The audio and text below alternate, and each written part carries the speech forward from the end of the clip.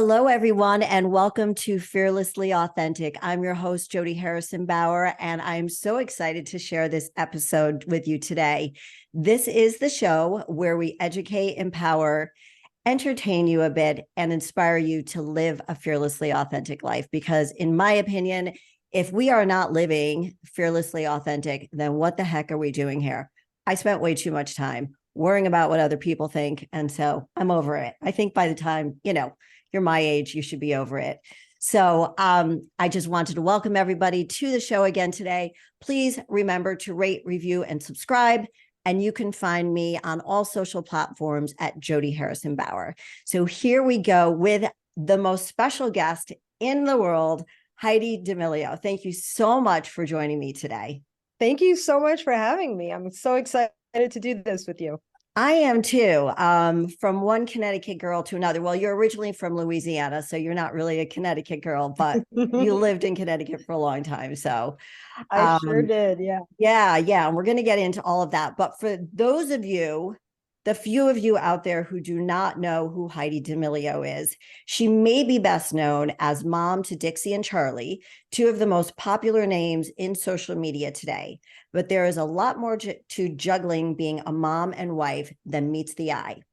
Heidi started her professional career as a model and fitness trainer, but when she met her husband, Mark, in New York City, she knew her dream of always wanting to be a mom was the path she wanted to take, which is so sweet. The couple married, moved to Connecticut, and started their family where teaching her children about values, reputation, and giving back to others became a central conversation for all four members, even before this family skyrocketed to fame. Utilizing her love for dance and a decade of practice, Heidi's youngest daughter, Charlie, started posting dances on the popular app TikTok and literally overnight became the most followed name on the platform. I actually remember that 2020. It was my daughter's 30th birthday and everybody was at the house and she was like, "Mom, you've got to see this girl." And I remember everybody trying to be your daughter. I'm like, "How old is this girl?" What was she, like 13, 15? She was 15 at the time. 15. And my daughter was like, "She's unbelievable. She's unbelievable." So I remember that like it was yesterday. I love it. It's crazy. The family soon joined in and currently have a combined following of over 300 million. Heidi's dedication to being a present but not overbearing mom has grown her own following of over 10 million and growing. On top of being a full-time mom and overseeing her family's demanding schedules, Heidi continues to pursue her passions, which include health and wellness, fitness, and philanthropy. Balancing personal and work life and ensuring the internet is a safe place for not only her daughters, but for other teens is always a main priority. And I love that. Heidi recently competed on season 31 of Dancing with the Stars alongside pro Artem. I'm not even going to try to say his last name. Shavinsky. Is that what it is? Okay. You can also catch Heidi on the family docuseries The D'Amelio Show, on which she serves as an executive producer. The third season is coming to Hulu in the fall. Heidi has also made it a point to use her and her family's platforms for good, raising awareness and donations for COVID-19, childhood cancer causes, and natural disasters such as the hurricanes in her hometown of Louisiana. Heidi resides with her family and their 4 dogs in Los Angeles, California. Again, welcome to the show, Heidi. That's a huge amount of stuff going on. What was life before the pandemic? Pre-social media, we were having a good time. Mark and I were, he always had a showroom in New York City, but he worked from home mostly ever since I met him. So we're together a lot. We like to have fun and he's very spontaneous. So you never know what's going to happen. And I love that because I'm very much more routined. And so he kind of takes me out of that, which I need. My oldest was in our senior year of high school and going to be, preparing to go off to college. And that was Dixie, and my youngest, Charlie, was in her freshman year of high school and 10th grade year. Yeah, go 15. about to Yeah. go into her 10th grade year. Yeah. And we had our animals, and the girls were playing sports. Charlie is a dancer, so it's all about, I'm big on food prep and making sure between games and practices everybody has food, and driving everywhere to see everybody do everything. And that was kind of our life. We're together a lot. We were really spending a lot more time really having family dinners together, no, preparing for this, Dixie going off to college and missing her. So we made it a priority, which was hard because Charlie wouldn't get home from dance till 10 o'clock at night. So and that was kind of our life. I mean, we had a good thing going. There was nothing we really were longing for or anything. And then summer of 2019, Charlie started posting on TikTok, and we knew it was a new app. We knew enough to know apps come and go, and what is this? And then she went viral, and it kind of snowballed from there. Were you surprised? I mean, I remember it was a fairly new app. Like, I don't know how many years Very. it was. Very, right? Like, when did it come It out? was, well, it had changed hands. It was Musically, and so it had become TikTok. Oh, But at the time, people were it was a thing to be on it and be like a consumer, but not admit that. And you would just watch it, and you weren't actually posting videos. And so when Charlie started posting, Dixie was like, "What are you doing? That's so embarrassing." Because nobody wanted to admit they were on it. It was like oh. embarrassing. So it was not cool to be No. on it. So Oh, so what was happening was her friends wanted to do the dance trends, and they would ask her to learn it and teach them because she was the dancer in the group. And so she would, and she didn't even have an account. And then she started her own account and started posting. And that, like 2 months later, she went viral. And that was pretty wild. It just this one video, which was nothing even planned. We were walking out the door to go to a dance intensive up in, where are we going? I don't know if we're going to Hartford or somewhere around Hartford, so you were Connecticut. really schlepping all over the state. You were in Yeah, we Norwalk and were you went all the doing way up to Hartford. it. Yeah. And as we're driving, she's like, "Whoa, it's like 1,000 views and 5,000." And then she goes into this 4-hour intensive.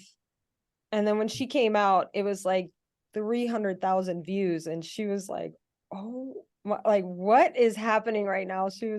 And then her first thought was like, "How do I follow up that?" Like, it wasn't even a thought out video. It was like a duet of somebody else. So Right. it was kind of funny, but yeah, Dixie was mortified. And so that just kind of, the growth kept happening, and she was just enjoying herself. It was fun. It was something she would do with her friends, and they do these little dances and trends. And Dixie said, "If you ever hit 1 million, I'll get on." And by the end of October, Charlie had hit 1 million. And so she was like, "Okay, you have to get on now." Wait, So she from hit a July to million followers in like 6 months. So for, her first video that went viral was like mid-July, and like end of October, she hit 1 million. Wow. Yeah, it was pretty wild. And so Dixie she had an account, like it was user 58 blah blah blah, Right. because she was like, nobody would actually put their real name. That's embarrassing. And so we had to like scramble and get her name before Charlie posted it. And then Charlie was like, "I think you should put your name because somebody's going to take it." And so she put her name, and like they did a video where they dressed alike and their hair was exactly the same. So people thought Charlie had a twin. And so that went I think I bananas. remember that. I think I remember that. Yeah. And then it was wild. And, by December, they were gaining 1 million followers a day. It was insanity. And people are reaching out. They want them to do TikTok dances to their audios, and all these like big artists and record labels are reaching out. It was wild. And so our instinct was, everybody just hold on a second. Like, anything we do could mess up something down the road. So let's just take it slow and be really thoughtful of it. And we were in Mark and I were always on social media, but we didn't know this world, and we didn't know the difference between an agent and a manager. And so we had to learn really quickly and try to educate ourselves, but also, take it slow. It wasn't something that they were seeking. It happened. So we had to adjust and scramble, but it was wild. It must have been so crazy to be inundated with all of this stuff. You're like, we're just living our lives in Connecticut and just minding our own business. And like, you just can't even plan on something like this happening, right?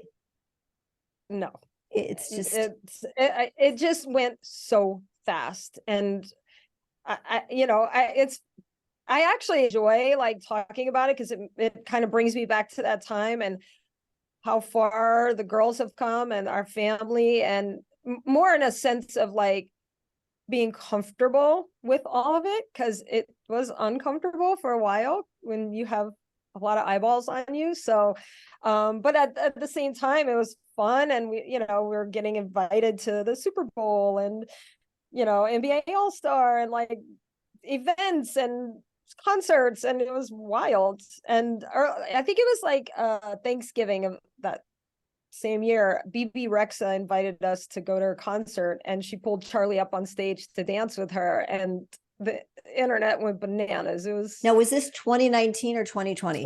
2019. Okay, so it was before even the pandemic. Oh, Yeah. okay. I thought this all happened in 2020, but it was pre-pandemic. We were back and forth to LA meetings. People wanted to work with the girls and our family. They just didn't know what to do with them, because they didn't know what TikTok was. It wasn't what it is now. And so record label, everybody wanted to meet with them, because they knew it was changing the music game, but they just didn't know how. And also people were a little leery to put budget into this app that they didn't know if it meant people buying their product. Right. They didn't know yet. So it was, but all of these executives had kids that were telling them, you need to work with the D'Amelios. So we would go in and they would say, what do you want to do? And you're talking to a 15 and a like almost 18-year-old or 18-year-old. And they're like, I don't know, like, we're just having fun. So right. Like, so who was like the first person? I would think in my head, if that happened, who would be the first person I would call for advice? Like, did you have a family lawyer that you're like, hey, we don't know what's going on.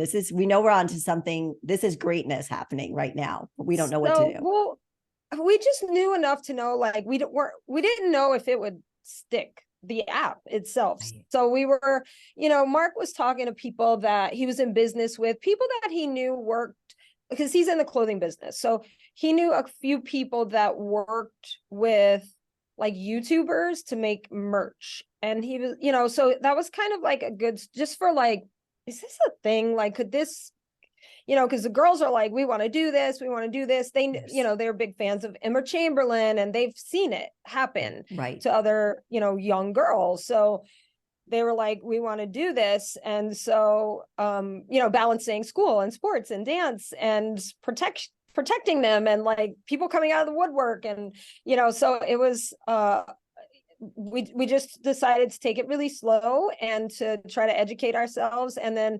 Charlie ended up with meeting this young girl here. Her name's Maddie, and her mom she was in PR for a long time, and she is a manager, and she managed her daughter, but a couple of other influencers, and she knows this world. And we just actually hit it off and became really good friends.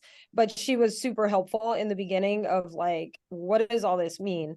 And, one of the first things we got was a manager to help guide. And then we got a lawyer, an entertainment lawyer, somebody specific to that. And so that was super helpful, because everything was going so fast. And then all the agencies wanted to meet with us, and we ended up going with UTA. and that's been incredible. And so all this has happened. So we signed with them January 2020, and we are literally everywhere, all over the globe. So you're still in Connecticut, but you're still in Connecticut. Okay. Yeah, Doing all girls this. are And that still was, going to they're still, school. okay. Yeah. They're still going to school. Okay. Trying to get their homework done. And Dixie had gotten she was a senior and she had all her credits. So her school was like, you're doing things that we're trying to teach you in the classroom, like go live your life, go do it. Because we were in LA all the time. okay. But Prada was the first one, big fashion house to reach out, and they invited Charlie and I to front row at their fashion show. So that was February of 2020. And we were literally all over the globe, everywhere. Dixie signed a record deal. All this stuff is happening. And then COVID happened. And so, although everybody was sort of, stationary in their own house, that we were so busy in our house, like, because no one was filming, so they were doing things virtually, and it was wild. We had so much fun with it, for being in lockdown. But I feel there was also a part of that time where, when have kids and parents been able to bond over something like that. learning dances or doing like lip syncs? And it was just like a fun time, and it was still very much fun, and the haters weren't really a thing yet. Right. That came shortly after, but trying to put figure out this world, and we our agents were incredible to like help us sort of, what does this look like, and what do we want to do, and just constantly checking in with the girls, like, this is a lot, and you don't have to do this. Like, we can pull back, we can put a pause on it, we can wait till you're older if you still want to do that, and the opportunity's there. Like, and they're like, we want to do it. So we still have those check-ins like weekly. I'm sure. So when they were saying, and the girls were saying yes to everything, were you and Mark just like, let's go for it, let's just do it, let's just see what's out there? So we were riding that fine line of being parents that have life experience, and in a kind way, just there's been hundreds of Dixie and Charlie D'Amelios that came and went. So if we're going to do this, and we always laugh about this, but if we're going to do it, we're going to do it right. And is everybody on board? And so Mark is such a brands guy, that's his career, and so he reserved the IPs, like, he just put everything in place early on, and just really, we started looking at it as a business. But at the same time, you have two young ladies who are, maybe they don't want to post today. So we have to like respect that, and we don't want to be, we never wanted to manage our kids. We're always the parents in the conversation, always. But, when people are like, oh, we need you to post, and we're like, yeah, that's not how this is going to work. And they're like, well, this is how it's done. And we were like, well, this is not how we're going to do it. We're not going to sacrifice their mental health, to make somebody else happy and get their percentage. Like, that's just not how it's going to be. So it was a little, a roller coaster at the beginning, but, there was ups and downs of emotions, but, always going back to, do you still want to do this? And I think that it came to a point that, people kind of look at Mark and I like, why are they getting in the spotlight? Let their kids do their thing. It wasn't even about us getting in the spotlight. It was about knowing that we're better together and we're better in numbers, because if Dixie's having a day where she's just like, I can't get out of bed, I don't want to do it, I don't feel it, I'm like emotionally not there, then she stays in bed, or she takes a rest day, or Charlie or Mark or me, and we have 3 other people that got your back and pick up the slack. So that's been something that has been super important You know, and when we sign up for things as a family, that is known, like, it's obviously, we're all intents are we're gonna all be there, but just know, like, we're not gonna sacrifice mental health just to check a box. So it gets a little tricky sometimes, but we stick to our guns on that, and it's kind of a non-negotiable.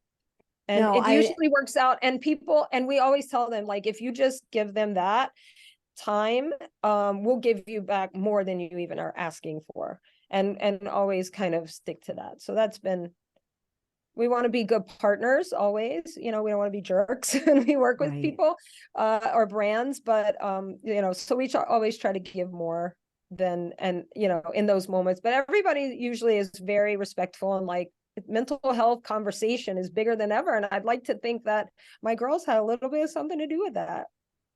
You're absolutely right, because I think in the past, when you've seen child stars rise to fame as quickly as your daughters did back in the day, when the parents weren't really involved and the agents were, these these kids who are, you know, in their 50s and 60s now did struggle with mental health and drugs and everything else. And the fact that you're such a close family and that you're keeping an eye on your daughters, like you would be as if they weren't famous, as if none of you were Yeah. famous.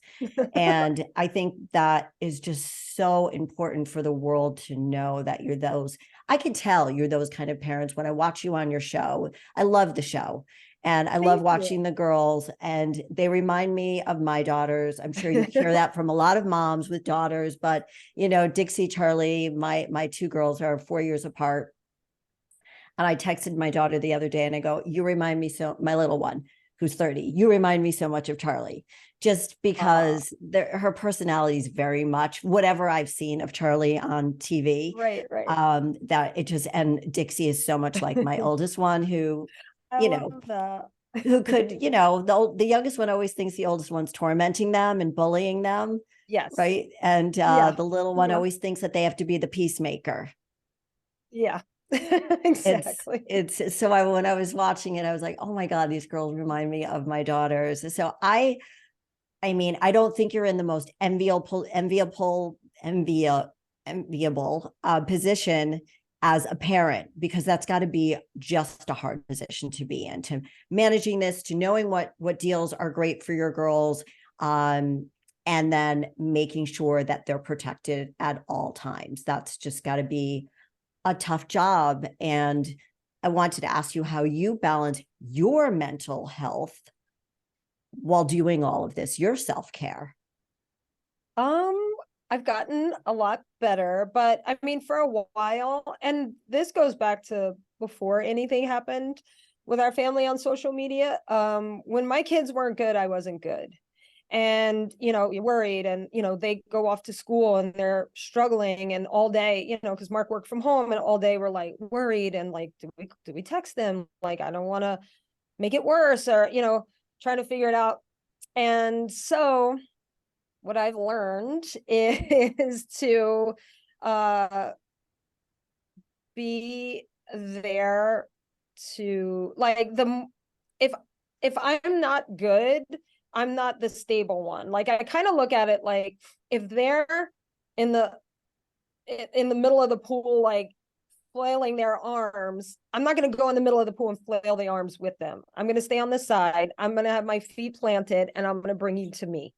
And so that's kind of how, once I learned that, before all this, I have to like get myself situated so I can be there. If they're a mess and they're looking at me and I'm a mess, like, they're not going to come to me. They're like, she's just making the whole thing worse. So that, I feel like, once I learned that, I kind of changed the way I parented, because we need to be like, I need to be solid for them. And so when all this happened, I needed to be that more. And a lot of it was just sometimes just letting them vent and not saying anything, which is hard because I want to, you know, tell them all the things that's great about them, and you're a good person, and you know, this and that. And sometimes they don't want to hear it. They just want to, they need to like literally get it out. and let it be over, no matter what it's about. So I've learned to be a really good listener. And I learned that the less I contribute, the more they give and the more they ask. And it's so funny That's such because a great point, Heidi. That's such a great point for every mom listening right now, because we feel like the more we talk and give to them, they'll get from us, but it's really not that. they pull, I mean, I've noticed they've been pulling away, and I didn't want that to happen. So it's, and then so we're at a point now, the girls, just to kind of, for those who don't know, May of 2020, middle of COVID, we moved to LA. So we were quarantining here. Wow. And Okay. so we were working and quarantining, and the girls were busy, our family was busy, all of that. Now the girls live on their own. They have their own house, they live together. And so the dynamic of parenting has changed. And I like to look at it, I'm more of like a consultant. And it's funny because they have the most freedom and the most, they're financially independent. And they call us for so many random things. Charlie called, she was in Milan a couple weeks ago for Prada. I saw that. Prada, all of this. She calls, FaceTimes us. Do you think that I could buy this handbag? I'm like, well, do you want the handbag? She was like, it's so cute. I do. And I'm like, well, that was so nice of you to think to call us, and you have the money. So if you want it, yeah, why not? Why would you think that we would say maybe not? And she was like, I don't know, I just wasn't sure. Like, That's so cute. and I just love that they do that. And you know, Dixie, the same thing. She's actually in Connecticut right now, and she FaceTimed us, and she's just like, hey, do you think I could take the car and like drive up and go see Mark's mom? And we're like, yes, there's nothing wrong with that, but thank you. I'm like, I always acknowledge that. That's very sweet of you that you thought to call us for whatever reason. I don't know, but I think the less I was on, you know, giving them information and teaching them, like what I realized, and Mark and I talk about this all the time, is that we realized they're listening. And when Mark and I are living and having conversations, they're listening. So it's not always like at them. They prefer that better. So. No, and I get that you're a very nurturing mom. I've seen it on the show, and I think again that's great advice for everybody listening, because we do tend, as moms, we're natural nurturers, and we tend to think that they want our input all the time until we realize they don't. And it's really important to stay aware of those cues. I mean, I'm still doing it with my daughters, but I know, you know, it's like, when does it stop? I want to know too. But it is less is less you give. Yeah. They know, I think at the end of the day, all they need to know at this point is that mom and dad love us. We know where our safe space is, and our family is number one. And then you get it all back in spades, right? Yeah. Yeah. I know. And when well, I'll see like interviews that the girls do that we weren't there for because they were just doing their own thing or whatever. And I'll hear the words coming out of their mouth. And Mark and I are like, we've literally said that to them. They were listening. It's wild because they're like mature and they live on their own and they have their own life. But at the same time, they like, you know, we haven't seen each other in a few days. Like, what's going on? You know, it's just a nice dynamic in a life that could be really not good because we do work together and we spend a lot of time together, and a time where they would be off in college and not seeing their parents every day because we work together. So it's taken some time to get here. I will say that it hasn't been easy. I can't, like I said, I can't even imagine, but it looks like you're doing a great job. And when I see you and Mark on screen, you can tell how close you guys are and how proud you are, like Dixie's show. And I just thought, like, when I saw him giving you a little peck on the head and you're like dancing with your drink and everything, I just thought, that's just, I mean, like, look, they get to see their parents like being humans and knowing that they're parents also. I will say it's been a little tricky on their side too, because they'll say, they obviously know that they live on their own, have their own life, but then they'll tell us, we'll say something about them being adults, and then they'll say, like, I'm not actually an adult, so like, don't expect too much of me, like, understanding that. And so like they're in this, and it made me realize there is a moment for them too. Like, They're I think still I don't know if it's different because they are not in college. Maybe I feel like college gives you 4 years or whatever to mature. And figure out your place in your family. And this was like very sudden, and we were business partners. So, there's sometimes they want to be kids, sometimes they want to be boss, sometimes they, whatever it is. So I think it's taken them some time too. And we've had those conversations, like,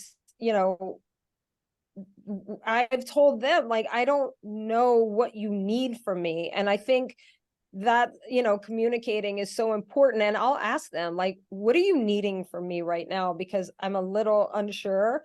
And, they'll tell me, like, I need to be a kid, and I need you to, like, just give me a Be hug me, and be my right. mom, and don't say too much. And like, and Don't we're gonna say be too much. fine. I'm I like, still get okay. that. Don't say too And much. Just be my mom and just be quiet. yeah, Just sit there and be yeah. my mom and And love me. so that happens. And then, as older children, as they become older, and you'll see it on the show, like Mark and I had some rough times, and this past year, and how they're dealing with it, because they're used to seeing us like always together, always solid, and things got a little tricky for a while. And it was new for all of us, and so the reaction to it by the girls was rough.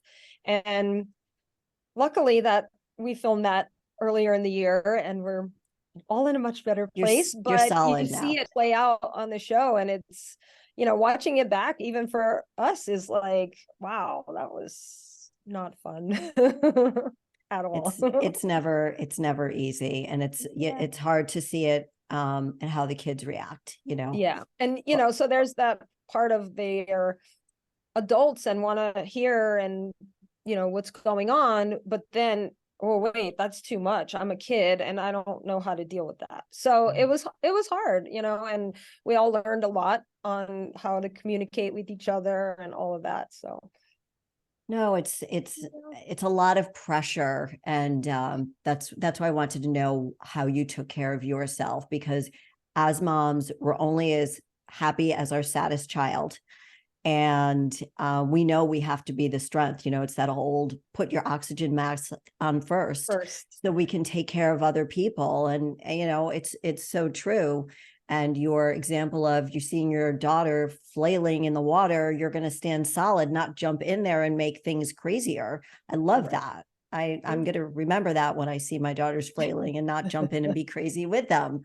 I think for me, my sort of thing that keeps me outside of like what our family is working out, and I know you can appreciate that. Yes. And that's the thing, like when I'm consistent, and it's easy when we're home, and but we do travel a lot and things get a little off, which I'm trying to get better with that. But when I'm like consistently working out, and I've learned as I've gotten older the value in rest. Yes. And resting my body, resting my mind.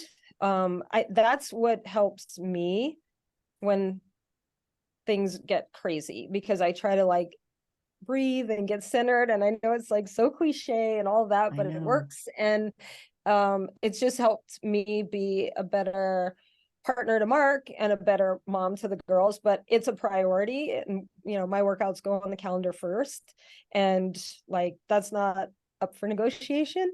And that took me a long time to get there, and I didn't, I wanted to, nobody was putting it on me, like putting everybody first. That was my doing.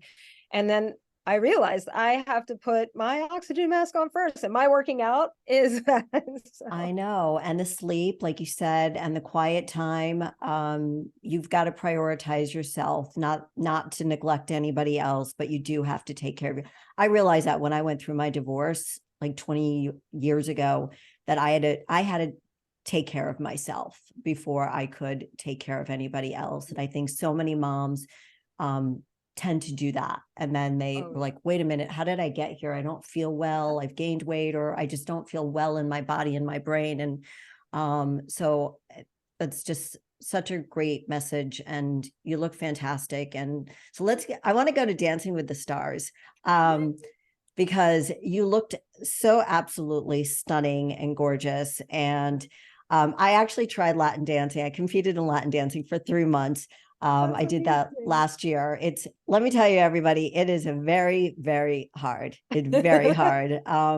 So tell me, what was that process like? So you were already fit and you knew how to dance. Was the process more grueling than you expected? So I'm saying this for myself, but I've gotten to meet a lot of Dancing with the Stars alumni, and it's just like the normal conversation of hardest thing we've ever done.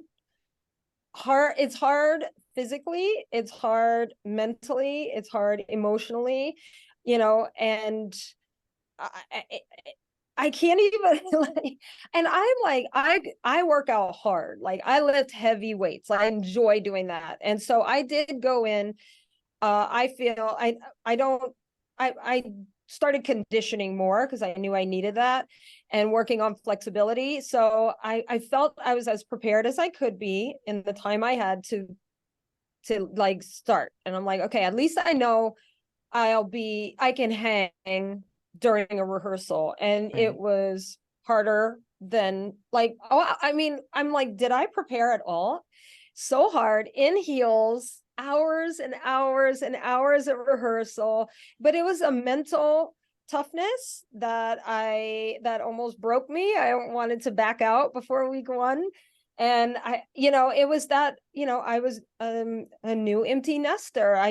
My role wasn't defined as it was before, and I had, I don't know if I can do this. And all this that had happened with our family, when the four of us were in interviews, I would always be like, you guys say everything, like you guys do it, like I don't need to say anything. Mm. And what I realized, because it's not just the dancing, it's the interviews.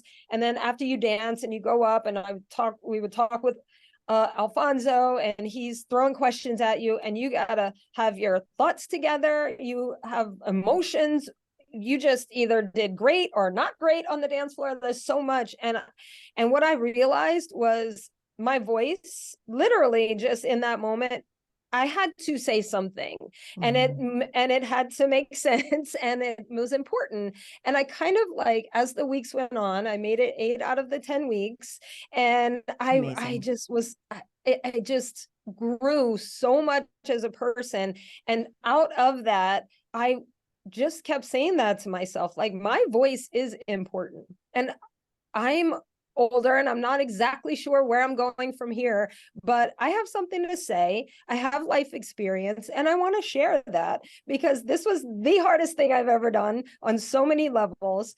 And I did it. I didn't think I could remember an 8 count. I hadn't danced since high school, and nothing translated. I will tell you that. So it It's was the just brain. wild. It's right. It's the brain and the feet. And like when you're lifting in the gym, it's completely opposite of what you're doing for dance. I thought that, I mean, I'm not comparing myself to you, but I mean, for what I did, um, Yeah, I remember saying to my daughters, like, my brain is working differently, right? And then, like you said, then you had absolutely. to answer questions and be in front of the judges, like so much pressure, but you killed Yeah, it. it was wild, but it was probably the quickest growth I've had as a human being since my whole life, because it was at a transition in my life as a mom. It was a transition in my marriage, because now we're empty nesters. And it was my dynamic in the family business, because I was like, oh, well, I don't know, like whatever you guys want. And I was like, no, we're not doing that. Like, we're a team and we're all going to be a part of this team. And that means me too. And it was hard for me to realize that. And so it's funny now because my family will be like, who are you? Like, they love it. They've always pushed me to, you got this, mom, you can do it. Or Mark is like the most supportive. Like, he's always like, come on, what do you want to do? Let's go, let's do it. And I'm like, oh, it's fine. No, it's fine. No, it's not fine. Like, I want to do, I would joke all the time, like, yes to everything we're saying yes to everything. Do you feel like you And found I'm having so much fun. you found your voice? It sounds like you found your new voice, right? Yeah. Yeah. My 51-year-old voice, I found it for sure. But it's forever changing. And I think, I like the way you described that. It was the quickest amount of growth that you've had, probably in your life. And I don't think that, it's trying new experiences, being scared as hell and doing something. And you probably deep down, you knew that you would do pretty well, just given your skill set. But it was a really tough season. They had a lot of really good dancers on there, and so every week was like, you have no. And the thing was, every single person on the show was struggling. Charlie was struggling because we were all doing, everybody, our pros push, all of the pros push their partner as hard as they can. So if you're at this level or this level, you're getting pushed as hard as you possibly can be pushed. And so we were all equally struggling because we all wanted it. So, but it was fun. It was an amazing experience. I have like so much family now, my Dancing with the Stars family. It was so cool to do it with Charlie. It was amazing to see her win. yeah. And we actually went to the show last night and watched it. So that was cool to see. Oh my God, I've always been such a fan. I really have. So I know you just launched your D'Amelio footwear brand. So tell us about that. So the girls, us as a family, we've been doing brand deals and brand partnerships over these last few years. And we it does tend to feel a little bit like a hamster wheel. And Mark is very entrepreneurial, and he wanted to create something that if the girls didn't want to do social media anymore, we have a business, like an actual thriving business. And that's his wheelhouse. That's what he loves, and that's what he's done his whole career. So we had talked a long time ago about starting a footwear company, because a friend of ours from Norwalk, Connecticut, she was a footwear designer, and we're like, yeah, if we ever start a footwear company, Mark asked her, would you ever come and work for us? She was like, absolutely. And so we kind of always had that in the back of our mind. It was something that we could all contribute heavily and like have our own voice from start to finish. Mark on the business side, the girls and I on the marketing and promotion and design. With that, we have a great team and a head footwear designer and production and everything. So we have a lot of support because we have things, but then there's like an actual right way to do this, that we have professionals. And so we were all in, we were all excited. We launched in May of this year, and it's been incredible. And I mean, we're just having so much fun with it. They're comfortable. That was like one thing the girls and I were like, they have to be comfortable. And that's like very thoughtful in each shoe of the padding and, just everything. So that's been incredible. And they look good, in my opinion. And Mark is just crushing it on the business side and growing it. And, that's kind of, for the first time, he's feeling like, this is what I know. Like, I don't know this world, but I know this. And so he's like really having a good time with it. And it's been a blast. We opened up boutiques across the US. Where are they? So the first one we opened, so we did a trade show in Vegas a couple months ago, and we opened a bunch. And then we did there's Florida, New Orleans, Texas, like they're kind of sprinkled. We have about 25, 30 boutiques selling it besides like our online store. Mhm. So, and they're, they're placing reorders and things are selling out. So How it's pretty exciting. exciting. It's a new brand. So it's tough Yes. on online because, whether it's Nike or Adidas, like you pretty much know what size you are in those shoes. Like, oh yeah, Right. those run a little small. I'll get whatever. And this is new, so people don't know. And I think when they see them and feel them and try them on, they like them. It's really good quality and it's a good price point, and it's been so exciting and fun. And who doesn't love shoes? So I it's been know. I great for the know. girls and I. Now, did you choose shoes because that was Mark's background or So, was well, his background was, so he's never really been deep into shoes, but his background is more of apparel. But it was just something we all knew we could get behind, and we wanted to do something because the market is so saturated with skincare, makeup, and all that. And so we wanted to do something different. But had Mark not been in the apparel business, I mean, we probably wouldn't have done that. But he's like, I know that we can do this, and I know we could put the right people around us that could get us done. This isn't our name on a brand. This is ours. We own the molds. It's our designs. Like we own everything. And this trade show we went to a couple months ago, Mark's been going to that trade show for 30 years. And the girls, I would take them in the stroller because that was the only family vacation we could afford, is when he go to the trade show, we go with him. And so, they were little going to this exact trade show, and now we have like our own brand. So it's been an incredible journey, and it's just starting. And it's cool because, a lot of times in these brand deals, the creative is not always up to the girls or us. So, that was a big thing for the girls. Like, I want to own something that I have full say on the creative when I make my content. And so that was like really important to them, of like ownership, but also being held accountable. Like, you also have to make good content. And then right. something else we learned is just because you have a lot of followers doesn't mean you have a lot of consumers of your product. Who it doesn't equate people buying the shoes, which is why we wanted to go into boutiques and sell actually in brick and mortar stores. So that's been something that we're learning, and it's more than just followers. Right. So the price point, you mentioned that the price point had to be the right price point and the styles had to be the right style. So it varied from lots of ages.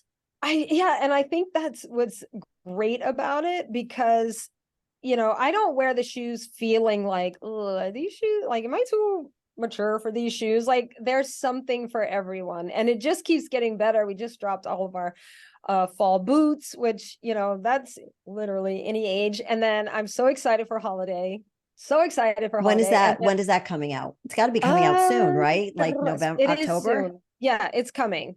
I think there's some coming this month, and then probably next month. But and then spring, oh my gosh, it's it takes time because you can't Right. just put out a full line. Like, we're a startup, so we can't like put everything out. So it took a little time, but by the time spring comes around, I feel like when I look at the line start to spring, it's very robust, and I feel like it really touches a little bit of everything. But at the same time, when you're looking at them, it tells a nice story of the shoes, and there's like connections between different fabrics and like what that looks like, different That's so soles. exciting. So it's been so much fun. Is there going to be another brand? I mean, within the brand, Yes. just not shoes. Will there be more to come? Yes, we are. Let's see, there's not a lot I can say, but I can say it's in the food category, Okay. with a global retailer. And we are so excited, and it's really good, but I can't say what it is. It's so annoying. I'm annoyed by me saying that, but I literally cannot. I would get in so much trouble if I said what it was, but it's coming out very soon.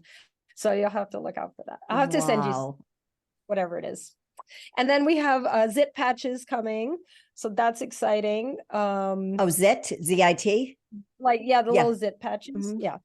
And, you know, a lot in the works, still like ironing out details, but the brands is something we're really excited about. And, you know, it gives the girls freedom to, you know, learn while we're growing on with a lot of professionals around them, but with their dad around them to Right. teach them how to Run a be in business. business. Because they are their own business, but it's different when it's a product. And so that's been, you know, really cool to watch the girls like learn and be in these meetings and give feedback and feel empowered. I'm sure you've seen tremendous growth since you moved out and started this whole Yeah. new life. Yeah, all That's of us, nice. all Yeah. of us. I'm proud of all of us. It's not easy, but you know, all that being said, it's been a fun, and we've gotten to do incredible things and meet amazing people, and you know, this is the fun stuff. Right. Doing this and Oh, thank you. meeting Thank you. you. Yeah. So what's next for you? What do you want? What I know you've got all of this stuff, the family business, but Yes. is something specifically for you? You know, I think for all of us, and I know the girls feel this way, like, and it sounds bad, like I want to do my own thing. We all want to do our own thing. I want to establish my own audience that isn't necessarily my kids' audience, you know, and I would love to be a person that people go online to, you know, get some sort of value out of my content, and I'm still getting there. I'm not where I want to be because I'm still figuring myself out, but you know, I love, you know, the fashion space, skincare, working out, food, parenting. I love all of that. And I'm just trying to figure out a better way to communicate that with my audience as I try to grow it. So I um I love that you're saying that because so many people who look at you probably think she has her shit together. And it's not that you yeah, don't, it's just that no. you're just evolving, you know, you're learning Yeah. as, and it's such a lovely thing to share with the people who follow you, that like I don't have it all figured out and I'm learning and growing, and as I am, I'm sharing it with you. Yeah. And that is part of it. Like, you know, I know people look at my, you know, other kids look at my kids and think, oh, they have this perfect life. No, if you see our show, you see it is far from that. And, you know, the things that we go through as a family, I think a lot of people, you know, when it's mental health and, you know, there's only so much you can do and you just have to be there. So it's, you know, as I'm trying to figure out myself, and I feel like I'm growing still so You fast that we had a meeting a few months ago about, like, you know, just strategy of what I want to do and what's, you know, goals, and set like intentions and what are we talking about. And I feel like we have to do that again. Like, I've grown so much in the last 3 months, like we need a do-over. So I'm like, it's a good thing, it but is. it's a little hard when it comes to rolling it out, because I'm like, so I'm just like kind of saying yes to everything, and, you know, kind of getting back into modeling, which has been fun, and Ooh. see where that takes me. Well, I'm looking forward to seeing everything. I'm a big fan of the show. I'm a big fan of yours and your daughters. I love how real you all keep it on the show. So, for those of you listening at home right now, if you haven't tuned in to the D'Amelio family on Hulu, watch it. It's called specifically the The D'Amelio Show. the D'Amelio show, and Yes. there's two. Well, let's see, when this airs, it'll be two new episodes just dropped. There's two a week for 5 weeks, and something I think it was really important for Mark and I, but mostly Mark. He got really vulnerable in an episode, and you know, we both did, about our relationship, and you know, we've always had a really good thing going, and it got really tested, and and I think for a dad and a husband to go on, you know, national television and be so vulnerable, I'm so proud of him, because I think men can maybe get something out of that and watch it and kind of think of maybe, reflect a little bit on themselves and the women too. Like, I feel like there were things he shared that obviously I knew, but at the time when we were going through it, things he shared that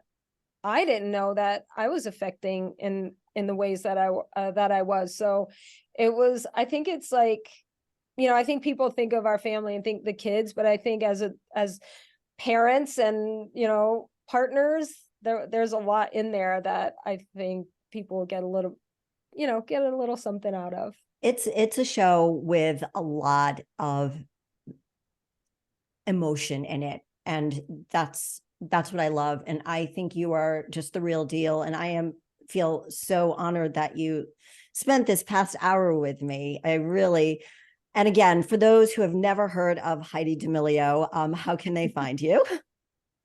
So on all my socials, Heidi D'Amelio on all the platforms. I do a lot on Snapchat. I feel like that's probably, you see the most of me, but I'm a Okay. little bit everywhere. It's obviously TikTok, but yeah.